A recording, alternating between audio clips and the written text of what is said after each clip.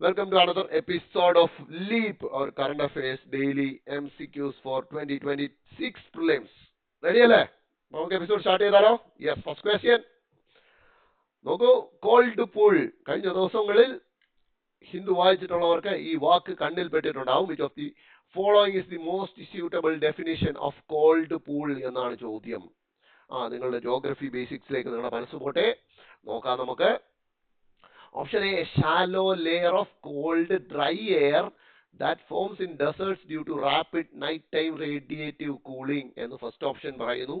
Second പറയുന്നു, a localized mass of cold, dense air that spreads near the surface after a thunderstorm due to downdrafts, often triggering new convection.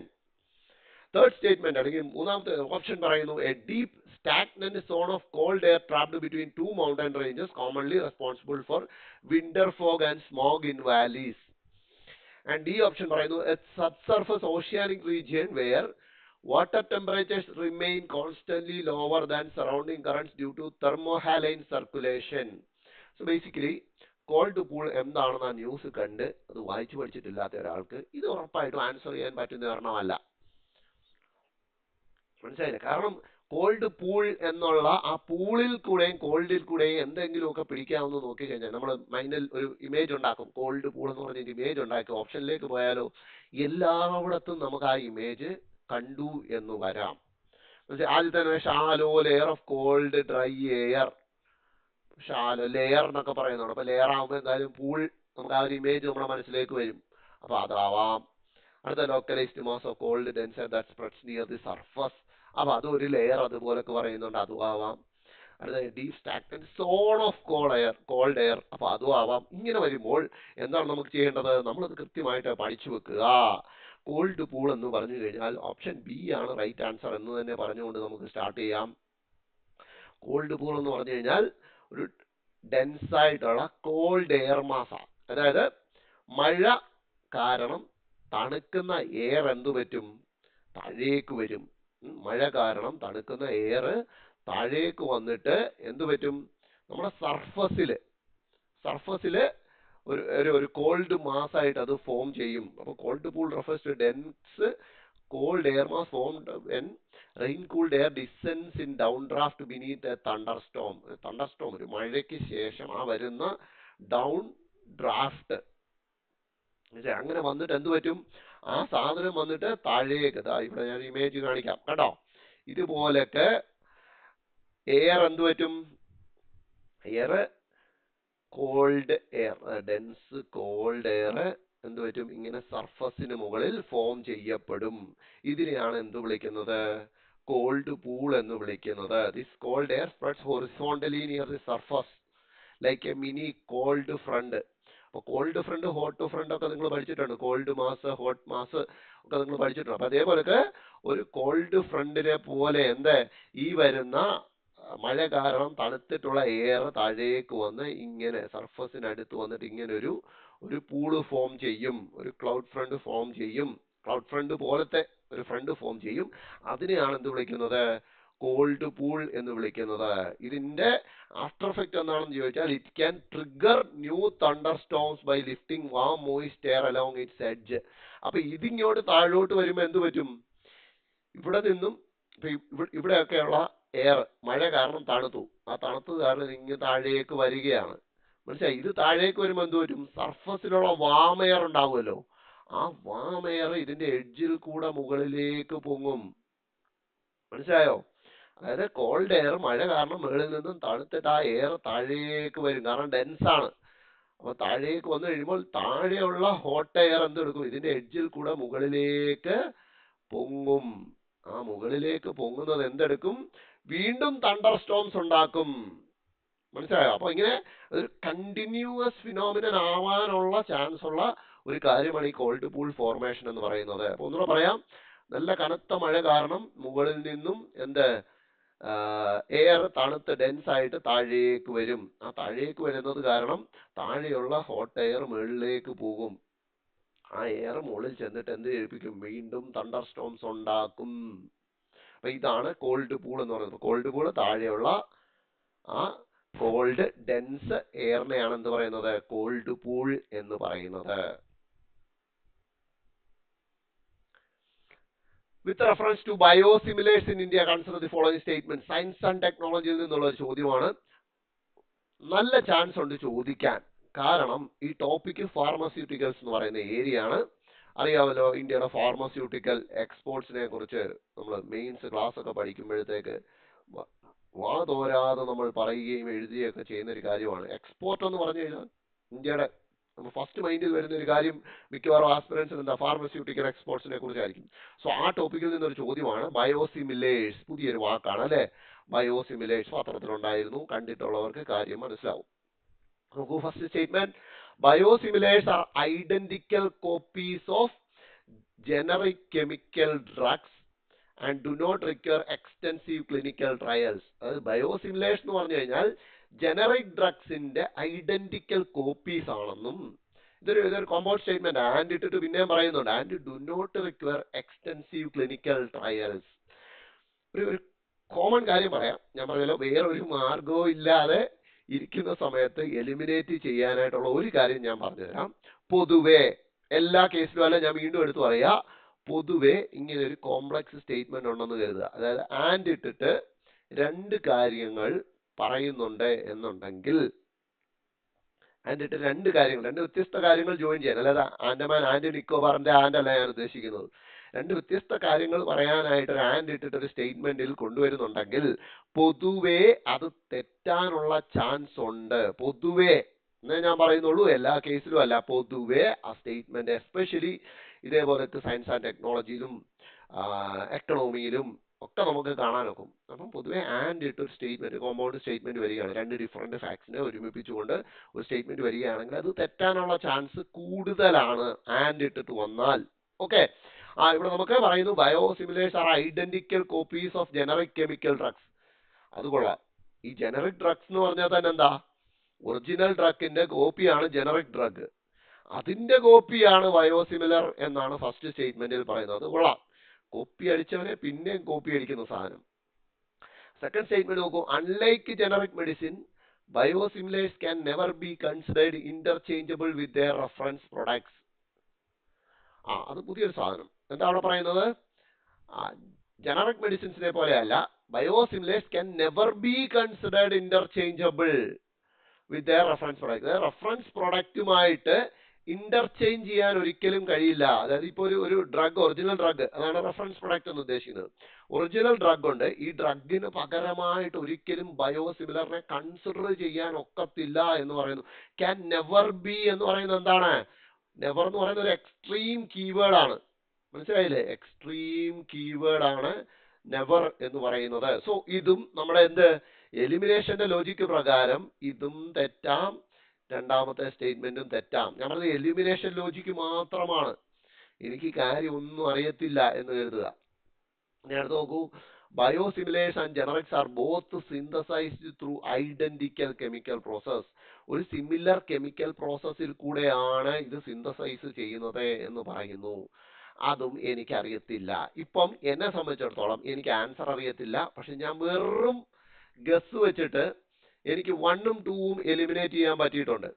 മനസ്സിലായേ? 1ഉം 2ഉം eliminate ചെയ്യാൻ പറ്റിക്കഴിഞ്ഞാൽ സ്വാഭാവികമായിട്ടും ഇത് പോകും. ഇതിനകത്തും 2 ഉണ്ട്, അതുകൊണ്ട് അതും ഞാൻ കളഞ്ഞു. ഇവിടെ 1 ഉണ്ട്, അതുകൊണ്ട് ഞാൻ ഇതും കളഞ്ഞു. ഇത് കളഞ്ഞു കഴിയുമ്പോൾ എന്താ? 1 2 3. നമ്മുടെ ചോദ്യം ഇൻകറക്റ്റ് ആയിട്ടുള്ളത് ഏതൊക്കെയാണെന്നാ ചോദ്യം. മനസ്സിലായില്ലേ? അപ്പം ഇൻകറക്റ്റ് ആണെങ്കിൽ ഇത് റൈറ്റ് ആൻസർ ആവാം. മനസ്സിലായോ? ഇതും റൈറ്റ് ആൻസർ ആവാം. അപ്പൊ കറക്റ്റ് ആണെങ്കിൽ ഇത് നമ്മൾ 3 വെട്ടി. ഇത് ഇൻകറക്റ്റ് ആണ് ചോദിച്ചിരിക്കുന്നത്. അങ്ങനെയാണെങ്കിൽ 1 and 2 ആവാം, 1 2 3 ആവാം. ഓക്കെ, ഞാൻ എപ്പോഴും പറഞ്ഞിട്ടുണ്ട്, നമുക്ക് 50-50 ചാൻസിൽ ഒരു കാര്യം എത്തി നിന്ന് കഴിഞ്ഞാൽ തീർച്ചയായിട്ടും നിങ്ങൾ അതിൽ ഏതേലും ഒരെണ്ണം അടിച്ചിരിക്കണം. 50-50 എത്തിക്കഴിഞ്ഞ് പിന്നെ ചിന്തയില്ല. 50-50 എത്തിക്കഴിഞ്ഞാൽ അടിച്ചിരിക്കണം. ഇവിടെ അതേപോലൊക്കെ ഒരു സിറ്റുവേഷനിലാണ് നിൽക്കുന്നത്. നിങ്ങളുടെ മനോധർമ്മം പോലൊക്കെ നിങ്ങൾ ഒരെണ്ണം അടിക്കുക. കിട്ടിയാൽ ഊട്ടി, ഇല്ലെങ്കിൽ ചട്ടി. മനസ്സിലായില്ലേ? ആ ഒരു സിറ്റുവേഷനിലാണ് നിൽക്കുന്നത്. പിന്നെ അതിന്റെ കൂട്ടത്തിൽ എക്സ്ട്രാ ഒരു കാര്യം കൂടെ ഞാൻ ഇങ്ങോട്ട് പറയാം. ഇത് ഞങ്ങൾ നിവർത്തിയില്ലാതിരിക്കുന്ന സിറ്റുവേഷനിൽ മാത്രം അപ്ലൈ ചെയ്യേണ്ട ഒരു കാര്യമാണ്. ഇങ്ങനെ വന്ന് നിൽക്കുക. ഇവിടെ എന്നെ സംബന്ധിച്ചിടത്തോളം 1 and 2 ഓൺലി എടുക്കണോ 1, 2, 3 എടുക്കണോ എന്നുള്ള ഡൗട്ടില്ല. എനിക്കാണെങ്കിൽ 3 സ്റ്റേറ്റ്മെന്റും അറിയത്തില്ല. മനസ്സിലായി? 3 സ്റ്റേറ്റ്മെന്റും അറിയത്തുമില്ല. ഒരു 50-50 വന്ന് ഞാൻ എത്തിക്കുകയും ചെയ്തു. ഇങ്ങനെയുള്ള സാഹചര്യങ്ങൾ പ്രത്യേകിച്ച് സയൻസ് ആൻഡ് ടെക്നോളജി ആണെന്നുണ്ടെങ്കിൽ ആ 3യും കൂടെ അങ്ങ് തെറ്റാണെന്ന് കൺസിഡർ ചെയ്യുക. കാരണം നമ്മൾ എന്താ നേരെ മറിച്ച് which of these is are correct എന്ന് ചോദിച്ചിരുന്നെങ്കിൽ നോർമലി സയൻസ് ആൻഡ് ടെക്നോളജിയിൽ നിന്ന് വരുന്ന ചോദ്യങ്ങൾ നിങ്ങൾ ശ്രദ്ധിക്കുക. ആപ്ലിക്കേഷൻ ലെവൽ ചോദ്യങ്ങളായിരിക്കും ഉണ്ടാവുക കൂടുതലും. ഇപ്പം കുറച്ച് വർഷം മുമ്പ് ചോദിച്ചു ഇതിലേതൊക്കെയാണ് AI-യുടെ ആപ്ലിക്കേഷൻ എന്നും പറഞ്ഞിട്ട് ചോദിച്ചു. അതിന് മുമ്പ് ചോദിച്ചു കാർബൺ നാനോ ട്യൂബ്സിന്റെ ആപ്ലിക്കേഷൻ എന്നാണെന്ന് ചോദിച്ചു. അപ്പൊ ഇങ്ങനെ ആപ്ലിക്കേഷൻ ലെവൽ ചോദ്യം ചോദിക്കുമ്പോൾ ഒരുമാതിരിപ്പെട്ട എല്ലാ ആപ്ലിക്കേഷൻ ആവാനുള്ള ചാൻസ് ഉണ്ട്. നമുക്ക് സ്പെസിഫിക് ആയിട്ട് അറിയത്തില്ലെങ്കിൽ ഒരുമാതിരിപ്പെട്ട അതാണ് പണ്ട് മുതൽ പറയുന്നത് സയൻസ് ആൻഡ് ടെക്നോളജിയിൽ അറിയത്തില്ലെങ്കിൽ 1, 2, 3 എന്നുള്ള ഓപ്ഷൻ അടിക്കണം, അല്ലെങ്കിൽ 1, 2, 3, 4 ഓൾ ദി അബോവ് എന്നുള്ള ഓപ്ഷൻ അടിക്കണം എന്ന് പറയുന്നത് റീസൺ എന്ന് പറഞ്ഞു കഴിഞ്ഞാൽ ഇതാണ്. എന്താ ഒരു സ്പെസിഫിക് ഏരിയ ആണോ എന്ന് നമുക്ക് മനസ്സിലാവത്തില്ല, പക്ഷെ എല്ലായിടത്തും യൂസ് ചെയ്യുന്നില്ലേ എന്ന് തോന്നും. അത് ഈ ആപ്ലിക്കേഷൻ ലെവൽ ചോദ്യത്തിലാണ് അത് അപ്ലൈ ചെയ്യേണ്ടത്. എന്നുവെച്ചാൽ ഇപ്പൊ കാർബൺ നാനോ ട്യൂബ് അവിടെ എന്താ അപ്ലൈ ചെയ്താൽ എന്ന് നമുക്ക് തോന്നും, ഇവിടെ എന്താ അപ്ലൈ ചെയ്താൽ നമുക്ക് തോന്നും, മറ്റിടത്ത് എന്താ അപ്ലൈ ചെയ്താൽ അത് നമുക്ക് തോന്നും. അങ്ങനെ തോന്നുന്നിടത്ത് ഇല്ല എന്ന് പറയാനായിട്ട് നമുക്ക് ഉറപ്പിച്ച് പറയാനൊന്നുമില്ല. അതുകൊണ്ട് നമ്മൾ എന്തെടുക്കും? അതുകൊണ്ടാണ് ഓൾ ദി എബോവ് എന്ന് പറഞ്ഞ ആൻസർ എപ്പോഴും അടിക്കുന്നത്. Correct which of these is or are correct എന്ന് ചോദിക്കുന്നത്. ഇവിടെ നമ്മുടെ ചോദ്യം ഇൻകറക്റ്റ് എന്നുള്ളതാണ്. വേറൊരു ആപ്ലിക്കേഷൻ ലെവൽ എന്ന് പറയാൻ പറ്റത്തില്ല, മറ്റൊരു രീതിയിലാണ്. പക്ഷെ എന്നാലും നമ്മൾ നിവർത്തികെട്ടിരിക്കുന്നവരെ സംബന്ധിച്ചിടത്തോളം 1 and 2, 1, 2, 3 നിൽക്കുന്ന സാഹചര്യങ്ങളിൽ തീർച്ചയായിട്ടും ഞാനാണെങ്കിൽ എന്തടിച്ചു തരും? 1, 2, 3 അടിച്ചു തരും. കാരണം എനിക്ക് 3യും അറിയത്തില്ല. 1ഉം 2ഉം തെറ്റിയ സ്ഥിതിക്ക് ഞാൻ 3യും തെറ്റാണെന്ന് കൺസിഡർ ചെയ്യണം. ചെയ്ത് കഴിഞ്ഞാൽ ഇവിടെ നിങ്ങൾ കോൾ അടിച്ചിരിക്കുന്നു. കാരണം ബയോസിമിലറും ജനറിക്സും തമ്മിൽ നല്ല വ്യത്യാസമുണ്ട്. മനസ്സിലായില്ലേ? ബയോസിമിലറും ജനറിക് മെഡിസിൻസും തമ്മിൽ നല്ല വ്യത്യാസമുണ്ട്. ജനറിക് മെഡിസിൻ എന്ന് പറഞ്ഞു കഴിഞ്ഞാൽ നല്ല ഒന്നാം തരം ഈച്ച കോപ്പിയാണ്.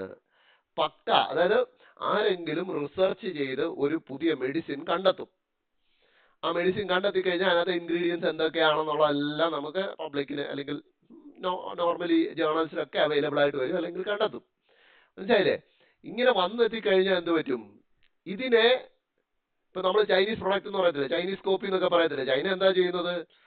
പണ്ട് കാലത്ത് ചെയ്തോണ്ടിരുന്നത്, ഇപ്പോഴൊന്നും പറയാൻ പറ്റില്ല. പണ്ട് കാലത്ത് ഇപ്പൊ ആപ്പിള് അമേരിക്കയിൽ ഉണ്ടാക്കും, അത് അതിന്റെ കോപ്പി ഭയങ്കര വില കുറവിൽ ചൈനയിൽ ഉണ്ടാക്കും. അതേപോലെ തന്നെയാണ് ഈ ജനറിക് മെഡിസിൻ. മനസ്സിലായില്ലേ? കഷ്ടപ്പെട്ട് റിസർച്ച് നടത്തി ഒരാൾ ഉണ്ടാക്കും, അതിന്റെ അതേ സെയിം എഫക്റ്റും സെയിം ഡോസേജും സെയിം ബ്രാൻഡ് ആണെന്ന് തോന്നത്തക്ക രീതിയിലേക്ക് നമ്മൾ അതിന്റെ എന്തുണ്ടാക്കും? കോപ്പി ഉണ്ടാക്കും. അതാണ് ജനറിക് മെഡിസിൻ എന്ന് പറയുന്ന കാര്യം. പക്ഷെ ബയോസിമിലർ അങ്ങനെയല്ല. ബയോസിമിലർ പേരിൽ തന്നെ കിടപ്പുണ്ട്. It is biologically similar to the reference product. മനസ്സിലായില്ലേ? ബയോളജിക്കലി സിമിലർ ആണ്, പക്ഷെ ഐഡന്റിക്കൽ അല്ല. അതാണ് അതിന്റെ വ്യത്യാസം. ഐഡന്റിക്കൽ ആയിട്ട് വരുന്ന സാധനമാണ് എന്ത്? ജനറിക്. ജനറിക് ഒറിജിനൽ മെഡിസിനും കണ്ടു കഴിഞ്ഞാൽ നമുക്ക് തിരിച്ചറിയാനൊക്കത്തില്ല, കാരണം എല്ലാം ഒരേപോലെ. പക്ഷെ ബയോസിമിലർ അങ്ങനല്ല. ഇറ്റ് ഈസ് സിമിലർ ആണ്. വാക്കിൽ തന്നെ സിമിലർ എഫക്റ്റ് തരുന്ന മരുന്നുകളാണ് ബയോസിമിലർ എന്ന് പറയുന്നത്. മനസ്സിലായോ? അതായത് ഒരു ഒറിജിനൽ ഡ്രഗ് ഉണ്ടാക്കിയിട്ടുണ്ടെങ്കിൽ അതിന്റെ സിമിലർ എഫക്റ്റ് തരുന്ന മറ്റൊരു സാധനമാണ് ബയോസിമിലർ എന്ന് പറയുന്നത്. അതിന്റെ they are designed to have no clinically meaningful difference in safety and effectiveness compared to the reference product. നേരത്തെ പറഞ്ഞത് ബയോസിമിലറും നമ്മുടെ ഒറിജിനൽ ഡ്രഗും തമ്മിൽ ക്ലിനിക്കലി മീനിങ് ആയിട്ടുള്ള ഡിഫറൻസസ് ഒന്നും ഉണ്ടാവില്ല. അതായത് രണ്ടും തമ്മിൽ എഫക്റ്റിലും സേഫ്റ്റിയുടെ ഒക്കെ കാര്യത്തിൽ രണ്ടും സെയിം ആയിരിക്കും. സെയിം എന്ന് പറഞ്ഞു കഴിഞ്ഞാൽ രണ്ടും ഒരേ എഫക്റ്റ് ആയിരിക്കും തരിക. ഇപ്പം എ എന്ന് പറയുന്ന ഡ്രഗും ഉണ്ട്, ബി എന്ന് പറയുന്ന അതിന്റെ ബയോസിമിലറും ഉണ്ടെന്ന് കരുതുക. ഇത് രണ്ടും ഒരേ എഫക്റ്റ് തരുന്നുണ്ടാവും, ഒരേ സേഫ്റ്റി ഉണ്ടാവും, എല്ലാം ഉണ്ടാവും. പക്ഷേ അതിന്റെ കെമിക്കൽ കമ്പോസിഷൻസ് സെപ്പറേറ്റ് ആയിരിക്കും. ഇപ്പോൾ ഫോർ എക്സാമ്പിൾ പറഞ്ഞാൽ തേർഡ് സ്റ്റേറ്റ്മെന്റ് നോക്കുക, രണ്ടും synthesize through identical chemical process എന്നാണ് പറയുന്നത്. നമ്മുടെ ജനറിക് ജനറിക് പക്ക കെമിക്കൽ പ്രോസസ്സിൽ കൂടെ ഉണ്ടാക്കുന്നത്. അതായത് ഒറിജിനൽ എടുക്കും, ഒറിജിനലിന്റെ കമ്പോണൻസ് നോക്കും, അതിനെ അങ്ങോട്ട് സ്മോളർ മോളിക്യൂൾസ് ആയിട്ട് എന്തിൽ ഫോം ചെയ്യും? ജനറിക്സിൽ ഫോം ചെയ്ത് വെക്കും. മനസ്സിലായില്ലേ? അതായത് ഒറിജിനൽ ബയോളജിക്കൽ മോളിക്യൂളിനെ സ്മോളർ മോളിക്യൂൾസ് ചേർത്തിട്ട് ജനറിക് ഡ്രഗ്സ് ഉണ്ടാക്കും. പക്ഷേ ബയോസിമിലേഴ്സ് അങ്ങനെയല്ല. ബയോസിമിലേഴ്സ് ആക്ച്വലി അത് ബയോളജിക്കൽ പ്രൊഡക്റ്റ് തന്നെയാണ്. അതുകൊണ്ടാണ് പേര് അങ്ങനെ ഇട്ടേക്കുന്നത്. മനസ്സിലായില്ലേ? ബയോളജിക്കൽ പ്രൊഡക്റ്റ് തന്നെയാണ് ബയോസിമിലർ എന്ന് പറയുന്നത്. അതായത് ഒറിജിനൽ ഡ്രഗ് ഉണ്ടാക്കുന്ന ആ എഫക്റ്റ് കിട്ടുന്ന അതേ ബയോളജിക്കൽ പ്രൊഡക്റ്റ് തന്നെ ആയിരിക്കും എന്ത് നമ്മുടെ ബയോസിമിലർ എന്ന് പറയുന്നത്. പക്ഷേ ജനറിക് ഡ്രഗ് എങ്ങനെയാണ് ഉണ്ടാക്കുന്നത്? അതൊരു കെമിക്കൽ പ്രോസസ്സിൽ കൂടെ, നമ്മൾ ഈ ചെക്ക് കോപ്പി അടിക്കാൻ വേണ്ടിയിട്ടുള്ള കെമിക്കൽ പ്രോസസ്സിൽ കൂടാണ് ഉണ്ടാക്കുന്നത്. So all the statements are incorrect. Next നോക്കൂ, consider the following sites with the countries involve in the dispute. അപ്പൊ ഡിസ്പ്യൂട്ടഡ് ആയിട്ടുള്ള ചില പ്ലേസസ് ആണ് ഒരു സൈഡിലുള്ളത്. ആ ഡിസ്പ്യൂട്ടിൽ പങ്കെടുക്കുന്ന കൺട്രീസ് ആണ് റൈറ്റ് സൈഡിൽ ഉള്ളത്. ഇതിൽ എത്ര എണ്ണം കറക്റ്റ്ലി മാച്ച്ഡ് ആയിട്ടുണ്ട് എന്നാണ് ചോദ്യം. ഓക്കെ, അടുത്ത ആദ്യത്തെ Preah Vihear temple, Thailand, Cambodia. So ഇത് എല്ലാവർക്കും അറിയാം, ന്യൂസ് വായിക്കുന്ന എല്ലാവരെ സംബന്ധിച്ചും അറിയാം. ഇത് റീസെന്റ് ആയിട്ട് ഹോട്ടായിട്ട് നിൽക്കുന്നത്, അതായത് തായ്ലൻഡും കംബോഡിയയും തമ്മിൽ യുദ്ധത്തിന്റെ വക്കിൽ ഇങ്ങനെ എത്തി നിൽക്കുന്നു ഈ ടെമ്പിൾ കോംപ്ലക്സിന്റെ പേരിൽ. So first one is correct. അടുത്ത അബേയ് റീജിയൻ, സുഡാൻ, എത്യോപ്യ. കൃത്യമായിട്ട് കൺസിസ്റ്റന്റ് ആയിട്ട് കുറെ കാലങ്ങളായിട്ട് പത്രം വായിക്കുന്നവരെ സംബന്ധിച്ച് മാത്രമേ അതറിയാനൊരു ചാൻസ് ഉള്ളൂ. അടുത്ത് നോക്കുക, ഹലൈബ് ട്രയാങ്കിൾ, ഈജിപ്റ്റ്, സുഡാൻ. ഈജിപ്റ്റും സുഡാനും ഇടയിൽ ഹലൈബ് ട്രയാങ്കിൾ, അതും ഈ പറയുന്നവർക്ക് കൺസിസ്റ്റന്റ് ആയിട്ട് കുറെ കാലമായിട്ട് ന്യൂസ് വായിക്കുന്നവർക്ക് കിട്ടും. Nagorno Karabakh region, Armenia, Georgia. ഇത് സ്വാഭാവികമായിട്ടും കഴിഞ്ഞ വർഷം പ്രിലിംസ് എഴുതിയവർക്കും കഴിഞ്ഞ വർഷം ന്യൂസ് പേപ്പറൊക്കെ വായിച്ചവർക്കും ഇത് ഈസി ആയിട്ട് കിട്ടേണ്ട ഒരു കാര്യമാണ്. കാരണം അത് അർമീനിയ ജോർജിയ അല്ല, അർമീനിയ അസർബൈജാൻ ആണെന്നുള്ളത് കൃത്യമായിട്ട് കിട്ടും. സോ ഇപ്പോഴും എന്താണ് പ്രശ്നം? നമ്മളോട് ചോദിച്ചിരിക്കുന്നത് how many of the above payers എന്നാണ് ചോദ്യം. ഹൗ മെനി വന്നു കഴിഞ്ഞാൽ പിന്നെ മാർഗമൊന്നുമില്ല, എല്ലാം അറിഞ്ഞേ പറ്റത്തുള്ളൂ. ഇതിനകത്ത് നിങ്ങൾ നോക്കൂ, അബേയ് റീജിയൻ എന്ന് പറയുന്നത് സുഡാനും സൗത്ത് സുഡാനും തമ്മിലുള്ളതാണ്, എത്യോപ്യ അല്ല. സുഡാനും സൗത്ത് സുഡാനും ഇടയിലുള്ള ഡിസ്പ്യൂട്ടഡ് ഏരിയ ആണ് അബേയ് റീജിയൻ എന്ന് പറയുന്നത്. ആൻഡ് നഗോർണോ കാരബാക്ക്, അർമേനിയ, അസർബൈജാൻ പ്രശ്നമാണ്. സോ 1ഉം 3ഉം എന്താണ്? കറക്റ്റ് ആണ്. That means only 2 payers. നിങ്ങൾക്ക് ഇവിടെ നോക്കിയാൽ കാണാം, ഇതാണ് ഈ നഗോർണോ കാരബാക്ക് റീജിയൻ. ആ ഒരു യെല്ലോ ഷെയ്ഡിൽ കൊടുത്തിരിക്കുന്ന സാധനമാണ് ഈ പറയുന്ന Nagorno Karabakh disputed area between Armenia and Azerbaijan. ഇനി ഇവിടോട്ട് നോക്കൂ, സുഡാനും സൗത്ത് സുഡാനും ഇടയിലുള്ള ഡിസ്പ്യൂട്ടഡ് പ്ലേസ് ആണ് അബേയ് റീജിയൻ എന്ന് പറയുന്നത്, അല്ല സുഡാനും എത്യോപ്യയ്ക്കും ഇടയിലുള്ളതല്ല. ഓക്കെ, അപ്പം 2ഉം 4ഉം റോങ് ആണ്, 1ഉം 3ഉം. ഹലൈബ് ട്രയാങ്കിൾ ഈജിപ്തിനും സുഡാനും ഇടയിലുള്ള ഒരു ഡിസ്പ്യൂട്ടഡ് പ്ലേസ് ആണ്. So the answer is only 2 payers. ഇതുപോലത്തെ ഡിസ്പ്യൂട്ടഡ് പ്ലേസ് ഇന്റർനാഷണലി ആ മാപ്പ് റിലേറ്റഡ് സാധനങ്ങൾ നിങ്ങൾ എന്തായാലും പഠിച്ചു വെക്കുന്നുണ്ടാവും അറിയാം എന്നാ. അപ്പൊ ഇതേപോലൊക്കെ ഇപ്പൊ ഈ പറഞ്ഞല്ലോ, ഇപ്പം നമ്മുടെ ഇന്ത്യയെ ഡയറക്ട്ലി ബാധിക്കാത്ത ന്യൂസ് ആണെന്ന് കണ്ടു കഴിഞ്ഞാൽ നമ്മൾ പൊതുവെ ഒഴിവാക്കാറുണ്ട്. അപ്പൊ അത് ഒഴിവാക്കുമ്പോൾ ഇങ്ങനത്തെ ഒരു ചോദ്യം കൂടെയാണ് നമ്മുടെ കയ്യിൽ നിന്ന് പോകുന്നത് എന്ന് ഓർക്കണം. With reference to coral reefs consider the following statement. കോറൽസിനെ കുറിച്ച് കഴിഞ്ഞ ദിവസം ഒരു ന്യൂസ് ഉണ്ടായിരുന്നു ഹിന്ദുവിൽ, അതുമായിട്ട് ബന്ധപ്പെട്ടിട്ടാണ് ചോദ്യം വന്നിരിക്കുന്നത്. കോറൽ ബ്ലീച്ചിങ്ങിനെ കുറിച്ചാണ് ചോദ്യം. ആദ്യത്തെ സ്റ്റേറ്റ്മെന്റ് പറയുന്നത്, coral bleaching occurs primarily when coral expels symbiotic algae due to prolonged exposure to colder than normal waters. അതായത് വാട്ടറിന്റെ ടെമ്പറേച്ചർ നോർമലിനേക്കാളും താഴെ പോകുമ്പോഴാണ് കോറൽ ബ്ലീച്ചിങ് ഉണ്ടാവുന്നത് എന്ന് ഫസ്റ്റ് സ്റ്റേറ്റ്മെന്റ് പറയുന്നു. നിങ്ങൾ ബേസിക് ക്ലാസ്സസിൽ പഠിച്ചിട്ടുണ്ടെങ്കിൽ നിങ്ങൾക്കറിയാം ഫസ്റ്റ് സ്റ്റേറ്റ്മെന്റ് എന്താണ്, റോങ് ആണ് എന്നുള്ളത് ഒരു സംശയവും ഇല്ലാതെ നിങ്ങൾക്ക് പറയാനൊക്കും. നിങ്ങൾക്ക് ബേസിക്സ്, നിങ്ങൾ എൻവയോൺമെന്റിന്റെ ബേസിക്സ്, എക്കോളജി ബേസിക്സ് പഠിച്ചിട്ടുണ്ടെങ്കിൽ ഉറപ്പായിട്ടും നിങ്ങൾക്ക് പറയാം. കാരണം കോൾഡർ അല്ല, വാമർ ദാൻ നോർമൽ വാട്ടറിലാണ് പൊതുവേ കോറൽ ബ്ലീച്ചിങ് ഉണ്ടാവുന്നത്. എപ്പോഴും പറഞ്ഞിട്ടുണ്ട്, UPSC നോട്ടിഫിക്കേഷനിൽ തന്നെ നമ്മളോട് പറഞ്ഞിട്ടുണ്ട്, കൃത്യം ആൻസർ എന്നതിനേക്കാൾ ഉപരി ആൻസറിനോട് ഏറ്റവും അടുത്ത് നിൽക്കുന്ന ഓപ്ഷൻ സെലക്ട് ചെയ്യണം എന്നാണ് പറഞ്ഞിട്ടുള്ളത്. മനസ്സിലായില്ലേ? ആൻസറിനോട് ഏറ്റവും അടുത്ത് നിൽക്കുന്ന ഓപ്ഷൻ. അപ്പൊ നിങ്ങൾക്ക് ചോദിക്കാം, കോൾഡർ ദാൻ നോർമൽ വാട്ടർ ആണെങ്കിലും കോറൽസിന് ഡെത്ത് സംഭവിക്കില്ലേ എന്ന് ചോദിക്കാം. സ്വാഭാവികമായിട്ടും സംഭവിക്കാം. പക്ഷേ നോർമലി അത് ഇന്ന് ലോകത്ത് സംഭവിക്കുന്നത് വാമർ ദാൻ വാട്ടർ ആകുമ്പോഴാണ്. കാരണം ഇന്നറിയാമല്ലോ നമുക്ക് ഗ്ലോബൽ വാർമിങ്ങും ബാക്കിയൊക്കെ കാരണം വാട്ടറിന്റെ ടെമ്പറേച്ചർ ഡൗൺ ആകുന്ന സിറ്റുവേഷൻസ് വളരെ കുറവാണ്. ഇല്ല എന്നല്ല പറയുന്നത്, വളരെ കുറവാണ്. പക്ഷേ വാമർ വാട്ടർ ആകുന്ന സിറ്റുവേഷൻസ് ധാരാളമുണ്ട്. അപ്പം coral bleaching as of now നമുക്ക് ഏറ്റവും കൂടുതൽ കാണാൻ കഴിയുന്നത് വാമർ ദാൻ നോർമൽ വാട്ടർ ആകുന്ന സിറ്റുവേഷൻസിലാണ്. മനസ്സിലായില്ലേ? ടെക്നിക്കലി നിങ്ങൾ നോക്കുകയാണെങ്കിൽ ആ ഒരു സെറ്റ് റേഞ്ച് ഓഫ് ടെമ്പറേച്ചർ ഉണ്ട്. അതായത് ഇപ്പോൾ കോറൽസിനെ സംബന്ധിച്ചിടത്തോളം പറയുന്നത് 23 to 29 ഡിഗ്രി സെൽഷ്യസ് ആണ്. ഇതിനുള്ളിലാണ് ഈ കോറൽസ് കൃത്യമായിട്ട് വളരുക.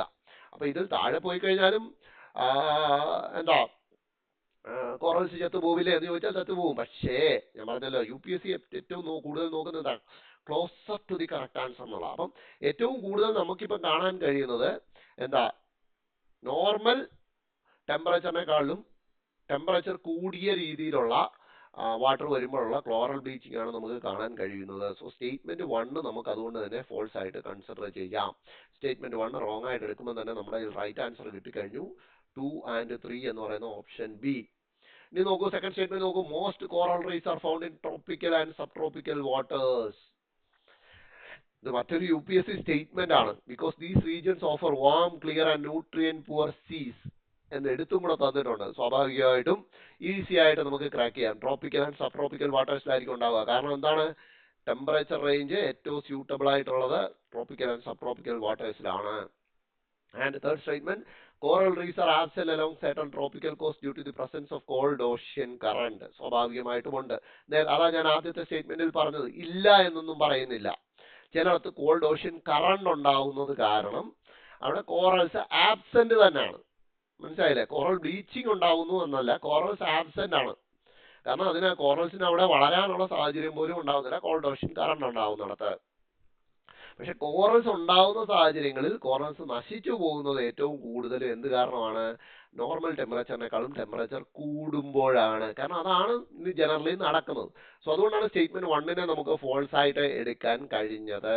കോറൽസിന്റെ ബേസിക്സ് നിങ്ങൾ നോക്കി വെക്കേണ്ടത് അത്യാവശ്യമാണ് കേട്ടോ. അപ്പൊ എന്താണ് കോറൽ ബ്ലീച്ചിങ് എന്ന് ചോദിച്ചാൽ എന്താ? കോറൽസ് അതിന്റെ സിംബയോട്ടിക് ആയിട്ടുള്ള ആൽഗെ സൂസാന്തലെ എക്സ്പെല് ചെയ്യുന്നു. എന്തുകൊണ്ട് എക്സ്പെല് ചെയ്യുന്നു എന്ന് ചോദിച്ചു കഴിഞ്ഞാൽ അതിന്റെ ഐഡിയൽ കണ്ടീഷൻ മീറ്റ് ചെയ്യാതെ വരുമ്പോൾ, ഐഡിയൽ കണ്ടീഷൻ എന്താണെന്ന് നോക്കൂ. Temperature between the range of 23 to 29 degree Celsius, depth less than 50 meters and salinity range of 32 to 37 ppt. അപ്പം ഒരു ആ പറയുന്ന 32 to 37 ppt അതിന്റെ സലൈനിറ്റി മെയിൻറ്റെയിൻ ചെയ്തിരിക്കണം. അപ്പൊ ടൂ മച്ച് ഫ്രഷ് വാട്ടർ വരികയാണ് ഓഷ്യനിലേക്ക് എന്നുണ്ടെങ്കിൽ അവിടെ കോറൽസിന് വളരാൻ സാധിക്കുകയില്ല. ഡെപ്ത് ഒരുപാടുള്ളിടത്ത് കോറൽസ് വളരില്ല. ടെമ്പറേച്ചർ ഹൈ ആയി പോയി കഴിഞ്ഞാൽ, ടൂ മച്ച് ഹൈ ആയി പോയി കഴിഞ്ഞാൽ അവിടെയും വളരില്ല. അപ്പൊ എന്താണ്, വാമായിട്ടുള്ള ഷാലോ ആയിട്ടുള്ള ക്ലിയർ ആയിട്ടുള്ള ആ ഒരു സോൾട്ടി വാട്ടർ വേണം. അവിടെ സൺലൈറ്റ് ആവശ്യത്തിനേ ആകും. സൺലൈറ്റ് ടൂ മച്ച് ആയാലും എന്ത് പറ്റും? ടെമ്പറേച്ചർ റൈസ് ആകും. ഓക്കെ. അപ്പം കോറൽ ബ്ലീച്ചിങ്ങിനെ കുറിച്ച് ന്യൂസ് വന്നാൽ നോക്കി വെക്കണം. വേറെ ന്യൂസ് ഉണ്ടായിരുന്നു, ഓസ്ട്രേലിയയിലെ ഗ്രേറ്റ് ബാരിയർ റീഫിന് വീണ്ടും ഭീകരമായിട്ടുള്ള രീതിയിൽ ബ്ലീച്ചിങ് സംഭവിക്കുന്നു എന്ന് മറ്റൊരു ന്യൂസും വന്നിട്ടുണ്ട്. ഓക്കെ, നോക്കൂ. SCO ഇന്റർനാഷണൽ ഓർഗനൈസേഷൻസിൽ റൈറ്റ് നൗ ഏറ്റവും വിലപിടിപ്പുള്ള ഒരു ഓർഗനൈസേഷനായി മാറിയിരിക്കുകയാണ് SCO, ഷാങ്ഹായ് കോഓപ്പറേഷൻ ഓർഗനൈസേഷൻ. നമ്മൾ ഈ സീരീസ് തുടങ്ങുമ്പോൾ ഞാൻ പറഞ്ഞിരുന്നു നേറ്റോ, അന്ന് അത് ഹോട്ടായിട്ട് നിൽക്കുക. കുറച്ച് ദിവസങ്ങൾ കഴിഞ്ഞതേ ഉള്ളൂ. നോക്കൂ, പെട്ടെന്ന് ആ ഒരു ഇന്റർനാഷണൽ സിനാരിയോസ് മാറുക അല്ലെ. പെട്ടെന്ന് അമേരിക്ക നമ്മുടെ മുകളിൽ ഹെവി ടാരിഫ് ഏർപ്പെടുത്തുന്നു. നമ്മൾ പെട്ടെന്ന് റഷ്യയുമായിട്ട് കമ്മ്യൂണിക്കേറ്റ് ചെയ്യുന്നു. SCO മീറ്റിംഗിലേക്ക് നമ്മുടെ പ്രൈം മിനിസ്റ്റർ പോകാൻ റെഡിയാവുന്നു. പെട്ടെന്നൊരു ജിയോ പൊളിറ്റിക്കൽ ചേഞ്ചസ് ഉണ്ടായിക്കൊണ്ടിരിക്കുക. പൊളിറ്റിക്സ്, ഇന്റർനാഷണൽ പൊളിറ്റിക്സ് ഇങ്ങനെ മാറിയിരിക്കും. അതുമായിട്ട് ബന്ധപ്പെട്ട് SCOയുടെ ബേസിക്സ് നമുക്ക് നോക്കാം. ഫസ്റ്റ് സ്റ്റേറ്റ്മെന്റ് നോക്കൂ. In the SCO decisions are made by agreement without a formal vote.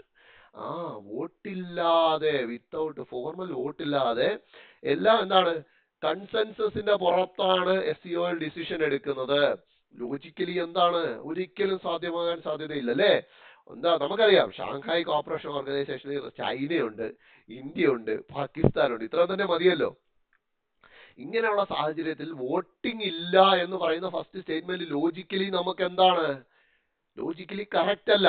കാരണം അല്ലേ, അവിടെ കൺസെൻസസ്, എല്ലാവരും ഒത്തൊരുമിച്ച് ഒരു ഡിസിഷൻ എടുത്താലേ SCOയിൽ ഡിസിഷൻസ് പാസ്സാവത്തുള്ളൂ എന്ന് പറയുമ്പോൾ സ്വാഭാവികമായിട്ടും ഈ 3 പേരുള്ളപ്പോൾ വൈരുദ്ധ്യങ്ങളായിട്ടുള്ള തീരുമാനങ്ങൾ അവിടെ ഉണ്ടാകാനുള്ള സാധ്യത വളരെ കൂടുതലാണ് എന്ന് നമ്മൾ ചിന്തിക്കും. പക്ഷെ അത് അവിടെ ഇരിക്കട്ടെ. സെക്കൻഡ് സ്റ്റേറ്റ്മെന്റ് നോക്കൂ. India and Pakistan joined together in 2007 at the Asthana summit. ഇതൊരു ഫാക്ട് ആണ്. That is true. മനസ്സിലായി. ഇന്ത്യയും പാകിസ്ഥാനെയും ഒഫീഷ്യലി SCOയിലോട്ട് എടുക്കുന്നത് 2017 അസ്താനയിൽ നടന്ന സമ്മിറ്റിൽ വെച്ചിട്ട്. And Russian and Chinese are the official languages of SCO. ഇതും ട്രൂ ആണ്. അപ്പോൾ ഫസ്റ്റ് സ്റ്റേറ്റ്മെന്റ് മാത്രം എന്താണ് നമുക്കിപ്പോൾ അറിയില്ല. നമുക്ക് അങ്ങനെയാണെങ്കിൽ SEOയുടെ കുറച്ച് ബേസിക്സ് നോക്കി വന്നാലോ. SEOയുടെ തുടക്കം എന്ന് പറയുന്നത് 1996 ഷാങ്ഹായ് 5 എന്ന് പറയുന്ന ഒരു കൂട്ടായ്മയിൽ കൂടെയാണ്. ഷാങ്ഹായ് 5 5 രാജ്യങ്ങളുടെ ഒരു കൂട്ടായ്മയായിട്ടാണ് അതവിടെ തുടങ്ങുന്നത്. ഏതൊക്കെ രാജ്യങ്ങളാണ് നോക്കൂ. ചൈന സ്വാഭാവികം, റഷ്യ സ്വാഭാവികം, അതിന്റെ കൂട്ടത്തിൽ 3 സ്ഥാനുകൾ. ഏതൊക്കെ സ്ഥാനുകൾ? കസക്ക്, കിർഗ്, തജിക്ക്, അങ്ങനെ 5 രാജ്യങ്ങൾ ചേർന്നിട്ട് ഷാങ്ഹായ് 5 ആണ് ആദ്യം രൂപപ്പെടുന്നത്. അവരുടെ പ്രധാന ഉദ്ദേശം അവരുടെ ബോർഡറിലുള്ള മിലിറ്ററി ഫോഴ്സസ് റെഡ്യൂസ് ചെയ്യുക എന്നുള്ളതായിരുന്നു. അവിടെ നിന്നും ഉസ്ബെക്കിസ്ഥാനെ 2001 കയറ്റുന്നതോടുകൂടിയാണ് എന്ത് Shanghai 5 officially Shanghai corporation organisation ആയി മാറുന്നത്. അപ്പം 2001 ഉസ്ബെക്കിസ്ഥാനെ ഇൻക്ലൂഡ് ചെയ്തപ്പോൾ ഷാങ്ഹായ് 5 SEO ആയിട്ട് മാറുകയാണ് ഉണ്ടായത്. ആൻഡ് ഇപ്പോൾ നോക്കിയാൽ മൊത്തം 10 മെമ്പേഴ്സ് ആണ്, 10 ഫുൾ ടൈം മെമ്പേഴ്സ് ആണ് എന്തിനുള്ളത്? SEOയിലുള്ളത്. ലാസ്റ്റ് മെമ്പർ ആണ് ജോയിൻ ചെയ്തത് ബെലാറൂസ് 10th ആയിട്ട് ലാസ്റ്റ് മെമ്പർ, ലേറ്റസ്റ്റ് മെമ്പർ ആയിട്ട് ജോയിൻ ചെയ്തിരിക്കുന്നത് ബെലാറൂസ് ആണ്. ഓക്കെ, ഇപ്പോഴും നമുക്ക് ഫസ്റ്റ് സ്റ്റേറ്റ്മെന്റ് കിട്ടിയിട്ടില്ല. ഞാൻ എപ്പോഴും പറയുന്നുണ്ട്, ലോജിക്കിന് നിരക്കാത്ത ഒരു ഫാക്ട്, ഒരു സ്റ്റേറ്റ്മെന്റ് നമ്മൾ എവിടെ കണ്ടാലും അത് നമ്മളുടെ മൈൻഡിൽ ഉണ്ടായിരിക്കണം. അങ്ങനെ ഒരു സ്റ്റേറ്റ്മെന്റ് ആണ് ആദ്യത്തേത്. ഞെട്ടിയില്ലേ? ഞെട്ടണം. കാരണം നമ്മുടെ ലോജിക്കിനെതിരാണ്. SEOയിൽ എല്ലാ തീരുമാനങ്ങളും എടുക്കുന്നത് കൺസെൻസസിന്റെ പുറത്താണ്. അതായത് എല്ലാ അംഗങ്ങളും ഒരു തീരുമാനത്തെ അനുകൂലിച്ചാൽ മാത്രമേ SEOയിൽ ആ കാര്യം പാസ്സാവുകയുള്ളൂ. നോക്കൂ, എത്ര പൊളിറ്റിക്കലി, ജോഗ്രഫിക്കലി, കൾച്ചറലി എല്ലാം ഒപ്പോസ് ചെയ്യപ്പെടുന്ന കുറെ രാജ്യങ്ങളുടെ കൂട്ടായ്മയാണ്. ഒന്നും വേണ്ട, ഇന്ത്യ, ചൈന, പാകിസ്ഥാൻ, ഇത്ര മാത്രം നോക്കിയാൽ മതി. ഇന്ത്യ ഒരു സൈഡിലും ചൈന, പാകിസ്ഥാൻ മറ്റൊരു സൈഡിലും. ബാക്കിയുള്ളവരെ വിട്ടേര് നിങ്ങൾ. ഇത്ര മാത്രം നോക്കൂ. നമുക്ക് ഇഷ്ടപ്പെടുന്ന ഒരു തീരുമാനമല്ല അവർക്ക് ഇഷ്ടപ്പെടണമെന്നില്ല, അവർക്ക് ഇഷ്ടപ്പെടുന്നത് നമുക്ക് ഇഷ്ടപ്പെടണമെന്നില്ല. അങ്ങനെയുള്ള ഒരു ഓർഗനൈസേഷൻ എന്താണ്? ഫോർമൽ വോട്ടിംഗ് ഇല്ല അവിടെ എന്താണുള്ളത്? എഗ്രിമെന്റിന്റെ പുറത്തായിരിക്കണം. എല്ലാവരും ചേർന്നിട്ട് എടുത്ത ഒരു തീരുമാനമാണെങ്കിൽ മാത്രമേ SEOയിൽ നടപ്പാകുകയുള്ളൂ. ഇപ്പൊ രാജ്യത്തെ പുറത്താക്കണം എന്നുണ്ടെങ്കിൽ കൂടെ ആ രാജ്യത്തിന്റെ ഒഴിച്ച് ബാക്കി എല്ലാവരുടെയും തീരുമാനം അതിനെ അനുകൂലിച്ചിരിക്കണം. അങ്ങനെയാണ് SEOയുടെ നിയമാവലിയിൽ പറയുന്നത്. മനസ്സിലായില്ലേ? ഇപ്പം ഇന്ത്യ ഷാങ്ഹായ് കോർപ്പറേഷൻ ഓർഗനൈസേഷൻ പുറത്താക്കണമെങ്കിൽ ഇന്ത്യ ഒഴിച്ചുള്ള ബാക്കി 9 മെമ്പേഴ്സും അതിനെ അനുകൂലിച്ചിരിക്കണം. ഇനി മറ്റെന്തെങ്കിലും തീരുമാനമാണെന്നുണ്ടെങ്കിൽ 10 മെമ്പേഴ്സിനും അനുകൂലിച്ചാൽ മാത്രമേ എന്താ SEOയിൽ തീരുമാനങ്ങൾ നടപ്പിലാകുകയുള്ളൂ. നിങ്ങൾ കുറച്ച് കഴിഞ്ഞ വർഷത്തേക്ക് ന്യൂസ് എടുത്ത് നോക്കാതെ കാണാം, ഇന്ത്യ ഫൈനൽ ഡിക്ലറേഷൻ ഒപ്പിട്ടിട്ടില്ല. സോ ആ ഫൈനൽ ഡിക്ലറേഷന് വിലയില്ല. അപ്പോൾ എപ്പോഴും ഓർമ്മയിൽ വെക്കേണ്ട ഒരു വലിയ കാര്യമാണ് SEOയിലെ വോട്ടിംഗ്, ഫോർമൽ വോട്ടിംഗ് ഇല്ല എന്നുള്ളത്.